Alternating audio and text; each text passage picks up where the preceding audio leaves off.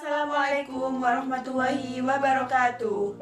Kami dari kelompok 1, saya Dina Novita Amalia Dan saya Era Olivia, kami dari Prodi Magister PGMI UIN Malang. Kami akan mempresentasikan sebuah karya tulis dalam bentuk makalah yang berjudul Landasan Teori, Konsep, dan Prinsip Komunikasi dalam Mengembangkan Bahan Ajar di tingkat SD atau MI. pertama yaitu pengertian pengembangan bahan ajar. Jadi, menurut Bu Naji mengatakan bahwa pengembangan merupakan suatu proses untuk mengembangkan dan memvalidasi produk-produk dalam pendidikan. Sedangkan bahan ajar yaitu menurut Depdiknas, bahan ajar merupakan seperangkat materi yang disusun secara sistematis yang memungkinkan siswa untuk belajar dan disesuaikan dengan kurikulum yang ada. Jadi, bahan ajar merupakan sarana dalam pembelajaran yang disusun secara sistematis yang berisikan tentang materi, metode, alat evaluasi, dan itu semua guna membantu guru dalam proses pembelajaran. Jadi, bahan ajar dalam pembelajaran bermanfaat untuk menciptakan pembelajaran yang efektif dan mencapai tujuan yang diinginkan. Selanjutnya yaitu peran bahan ajar. Dalam pembelajaran, bahan ajar itu memiliki peran baik bagi guru maupun bagi siswa. Jadi, dengan adanya bahan ajar, guru dapat menjadikan kegiatan pembelajaran itu menjadi efisien. Yang pertama yaitu ada peran bahan ajar bagi guru, yaitu menghemat waktu guru dalam mengajar. Selanjutnya, mengubah peran guru dari seorang pengajar menjadi fasilitator. Kemudian yang ketiga yaitu meningkatkan proses pembelajaran lebih efektif dan interaktif. Selanjutnya yaitu peran bahan ajar bagi siswa. Peran bahan ajar bagi siswa ada 5. Yang pertama, siswa dapat belajar tanpa harus adanya guru dan teman. Selanjutnya, siswa dapat belajar kapan saja dan di mana saja. Kemudian yang ketiga, siswa dapat belajar sesuai dengan kecepatannya sendiri. Kemudian, siswa dapat belajar menurut urutan yang dipilihnya sendiri. Selanjutnya yang terakhir yaitu membantu potensi siswa untuk menjadi pelajar yang mandiri, yaitu jenis bahan ajar. Bahan ajar memiliki berbagai jenis dalam dunia pendidik. Menurut Abdul Majid, bentuk bahan ajar setidaknya dapat dikelompokkan menjadi 4, yaitu yang pertama ada bahan cetak, kemudian bahan ajar dengan audio, kemudian bahan ajar pandang dengan audio visual, kemudian bahan ajar interaktif. Pertama, bahan ajar cetak seperti handout, buku, modul, lembar kerja siswa, kemudian brosur atau foto. Yang kedua ada bahan ajar dengan audio seperti kaset, radio, dan lain-lain. Selanjutnya yang ketiga yaitu bahan ajar pandang dengan audio visual seperti video, kemudian film. Selanjutnya yaitu bahan ajar interaktif. Jadi bahan ajar interaktif ini meliputi materi pembelajaran seperti tugas, kemudian latihan soal. Yaitu langkah-langkah pembuatan bahan ajar. Jadi langkah-langkah dalam pembuatan bahan ajar ini ada 4. Yang pertama yaitu melakukan analisis kebutuhan. Jadi tahap analisis ini merupakan tahap awal dalam membuat bahan ajar, yaitu disesuaikan dengan peserta didik. Jadi sumber yang digunakan itu sehingga dapat menentukan bahan ajar apa yang akan digunakan pada pembelajaran itu. Kemudian yang kedua yaitu memahami kriteria dalam sumber. Jadi banyak jenis bahan ajar yang telah pemateri sampaikan tadi. Jadi itu membuat seseorang sulit dalam menentukan bahan ajar apa yang akan digunakan. Selanjutnya yang ketiga yaitu menyusun peta bahan ajar. Jadi menyusun peta bahan ajar ini maksudnya yaitu dikelompokkan bahan ajar yang dibutuhkan untuk menentukan bahan ajar yang akan dibuat dan yang terkait dengan materinya. Selanjutnya yaitu menyusun struktur bahan ajar. Jadi menyusun struktur bahan ajar ini langkah terakhir pada pembuatan bahan ajar. Dalam menyusun struktur bahan ajar ini ada 7 komponen. Yang pertama yaitu judul, kemudian petunjuk penggunaan, kemudian yang ketiga yaitu kompetensi dasar atau materi.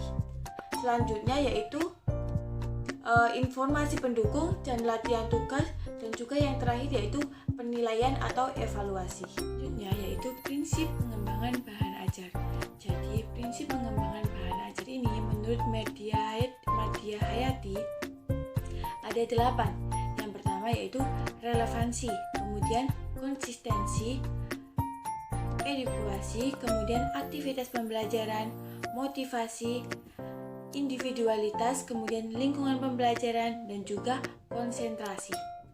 Yang pertama yaitu relevansi. Jadi relevansi ini kesesuaian. Materi pembelajaran hendaknya relevan dengan pencapaian standar kompetensi dan pencapaian kompetensi dasar. Kemudian yang kedua yaitu konsistensi. Jika kompetensi dasar yang harus dikuasai peserta didik itu beberapa macam, maka materi yang harus diajarkan juga harus meliputi macam tersebut. Kemudian yang ketiga ada edukasi atau kecukupan. Jadi materi yang diajarkan hendaknya cukup memadai dalam membantu peserta didik dalam menguasai kompetensi dasar yang diajarkan. Kemudian yang keempat ada aktivitas pembelajaran yang memberikan hasil, mesti melalui berbagai macam aktivitas, baik itu fisik maupun psikis. Jadi ada contoh implementasinya, yaitu seperti prinsip pada pembelajaran ini guru harus melakukan kegiatan seperti mengajukan pertanyaan atau memberikan tugas. Kemudian yang kelima yaitu motivasi. Untuk menimbulkan semangat pada peserta didik, maka guru seharusnya memberikan motivasi kepada peserta didik. Contohnya seperti memberikan nasihat pada saat akhir pembelajaran atau sebelum pembelajaran. Kemudian yang keenam ada individualitas proses pembelajaran atau penyajian materi. Jadi sebaiknya memperhatikan perbedaan individual pada peserta didik sehingga dapat memberikan kemudahan dalam pencapaian tujuan pembelajaran. Kemudian yang ketujuh ada lingkungan pembelajaran. Jadi lingkungan pembelajaran ini jangan terfokus di kelas saja, akan tetapi guru seharusnya mengajak siswa untuk melakukan pembelajaran bisa di luar kelas atau di mana, pokoknya tidak terfokus pada kelas saja. Kemudian yang ke-8 ada konsentrasi. Jadi konsentrasi menjadi sebuah keharusan bagi peserta didik. Konsentrasi ini dapat mendorong peserta didik untuk memusatkan perhatiannya dalam melakukan pembelajaran, yaitu ada tujuan dan pemanfaatan pengembangan bahan ajar. Jadi tujuan pengembangan bahan ajar ini ada 3. Yang pertama yaitu menyediakan bahan ajar yang sesuai dengan tuntutan kurikulum. Jadi dengan mempertimbangkan kebutuhan peserta didik tersebut, yakni bahan ajar yang sesuai dengan karakteristik dari lingkungan sosial peserta didik. Kemudian yang kedua yaitu membantu peserta didik dalam memperoleh alternatif bahan ajar di samping buku-buku teks yang terkadang sulit diperoleh itu.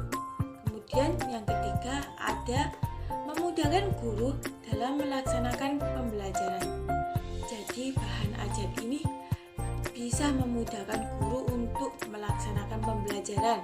Misalnya dengan cara membuat video atau PowerPoint, itu dapat memudahkan guru dalam melaksanakan pembelajaran, apalagi di saat daring seperti ini. Selanjutnya yaitu manfaat pengembangan bahan ajar.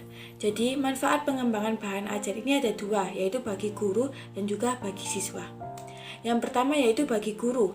Jadi manfaat pengembangan bahan ajar bagi guru ini ada 4. Yang pertama yaitu diperoleh bahan ajar yang sesuai dengan tuntutan kurikulum, akan tetapi juga sesuai dengan kebutuhan peserta didik. Kemudian yang kedua yaitu tidak lagi tergantung pada buku teks yang terkadang itu sulit untuk dipahami oleh anak-anak.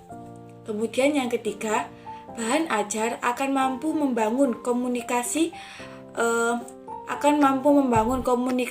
pembelajaran yang efektif antara guru dan juga peserta didik. Karena peserta didik itu akan merasa lebih percaya diri, maksudnya itu akan merasa lebih percaya kepada gurunya sendiri. Kemudian yang keempat, tulisan bahan ajar tersebut dapat diajukan. Maksudnya itu dapat diajukan itu nanti akan bisa diterbitkan atau dicetak gitu. Jadi setiap guru nanti akan mempunyai bahan ajar tersendiri. Selanjutnya adalah manfaat pengembangan bahan ajar bagi peserta didik. Yang pertama yaitu pembelajaran lebih bermakna. Mengapa? Karena terdapat faktor eksternal yang menjadikan motivasi dan semangat belajar peserta didik meningkat. Salah satunya adalah adanya bahan ajar yang menarik. Nah, pengembangan bahan ajar di sini sangat diperlukan oleh peserta didik dari guru atau tenaga pendidik agar kegiatan belajar mengajar lebih menarik dan bermakna. Yang kedua yaitu menjadikan peserta didik tidak menggantungkan diri kepada pendidik atau kepada gurunya. Karena dengan adanya pengembangan bahan ajar yaitu menjadikan peserta didik menjadi self instruction, yaitu dapat belajar secara mandiri. Yang ketiga yaitu dapat menentukan kompetensi belajar peserta didik. Selanjutnya adalah landasan pengembangan bahan ajar. Ada beberapa landasan dalam mengembangkan bahan ajar. Yang pertama yaitu landasan psikologis. Landasan psikologis di sini menjelaskan bahwa belajar adalah suatu proses yang kompleks dan unik. Mengapa dikatakan demikian? Karena melibatkan seluruh aspek dalam kehidupannya seperti aspek fisik dan aspek mental. Dalam mengembangkan bahan ajar tentunya harus mempertimbangkan kedua aspek tersebut. Tidak hanya memperhatikan dari aspek luar atau aspek fisik saja, tetapi harus dari aspek dalam, yaitu aspek internalnya, yaitu dari mental peserta didik tersebut. Seperti yang kita ketahui, kisaran usia anak sekolah dasar atau anak di madrasah ibtidaiyah adalah 7-12 tahun yang berada pada tahap operasional konkret menurut teori Jean Piaget. Dalam tahap ini, peserta didik memerlukan media belajar atau memerlukan sumber belajar berupa bahan ajar yang lebih bermakna, bahan ajar yang dapat meningkatkan motivasi belajarnya, bahan ajar yang memberikan semangat belajarnya lebih, dan itu semua dapat dilakukan dengan mempertimbangkan landasan psikologis ini. Yang kedua yaitu landasan teknologis. Menurut para teknolog yang mengembangkan bahan ajar atau mengembangkan media pembelajaran, diharapkan dapat meningkatkan belajar peserta didik sesuai dengan karakteristiknya dan sesuai dengan harapan media atau pengembangan bahan ajar yang dikembangkan tersebut. Yang ketiga yaitu landasan empirik. Jadi sebagai seorang guru dalam mengembangkan bahan ajar tidak hanya mengutamakan kesenangannya dalam mengembangkan bahan ajar, tetapi mengutamakan bagaimana karakteristik peserta didik dan apa yang disenangi oleh peserta didik sehingga bahan ajar yang kita kembangkan lebih optimal dan pembelajaran di kelas lebih bermakna. Yang terakhir adalah landasan psikologis. Dalam landasan psikologis ada suatu pandangan, yaitu dengan penggunaan berbagai jenis media pembelajaran, hasil teknologi baru di dalam kelas akan berakibat proses pembelajaran yang kurang maksimal.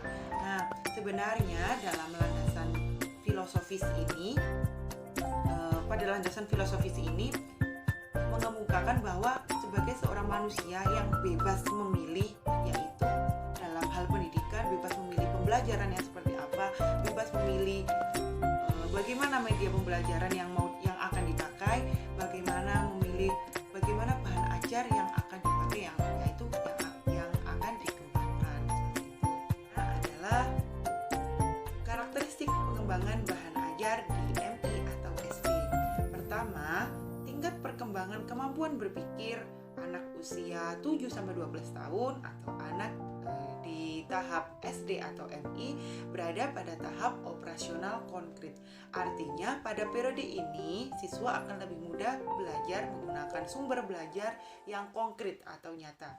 Jadi adanya bahan ajar atau pengembangan bahan ajar haruslah memperhatikan karakteristik pengembangan bahan ajar di SD atau MI.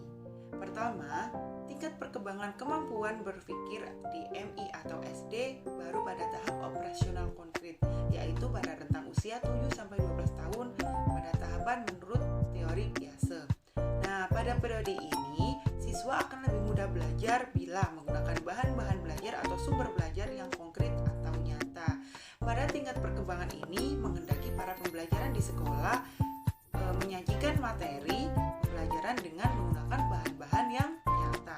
Nah, bahan pembelajaran di MI atau SD hendaknya memiliki membelajarkan sendiri atau self-instructional.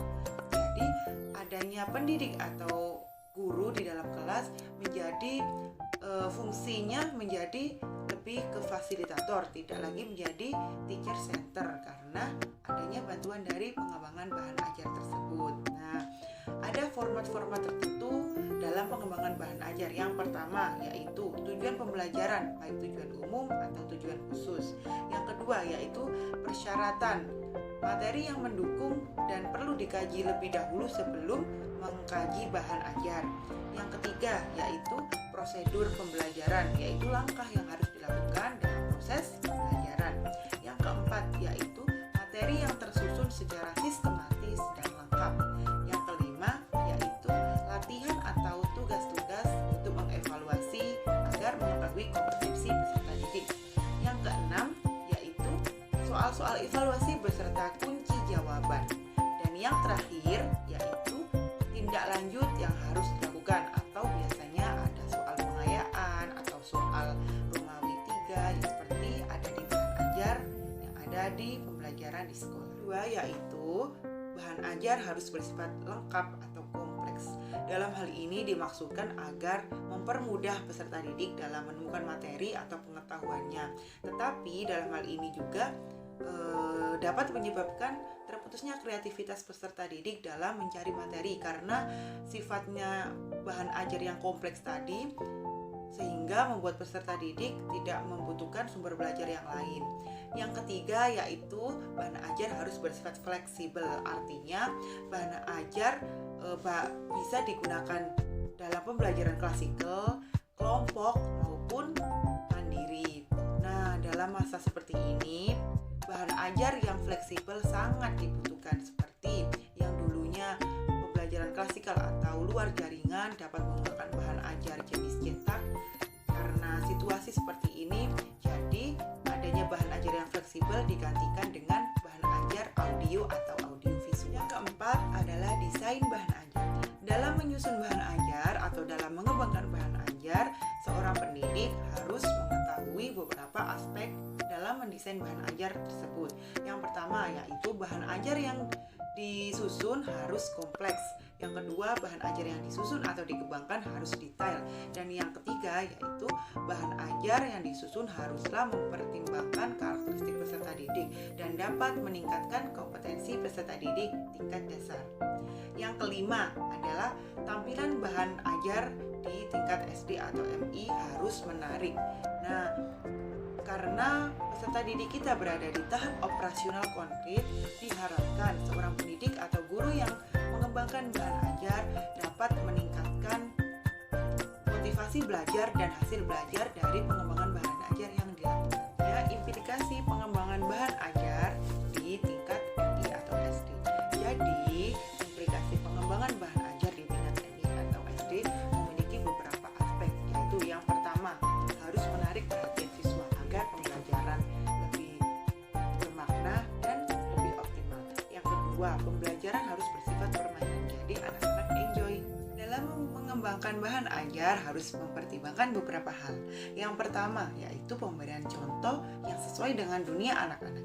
Yang kedua, pemberian materi atau penyusunan materi dalam suatu bahan ajar yang dikembangkan harus konstekstual, mengingat menurut teori Piase, anak pada usia 7-12 tahun berada pada tahap operasional konkret, yaitu contoh-contoh atau bahan ajar atau materi yang harus disampaikan kepada peserta didik harus nyata atau konkret. Yang ketiga, menggunakan bahasa yang sederhana. Jadi, menggunakan bahasa yang sederhana bertujuan untuk agar pembelajaran lebih bermakna dan anak-anak dapat mudah memahaminya. Sekian, terima kasih.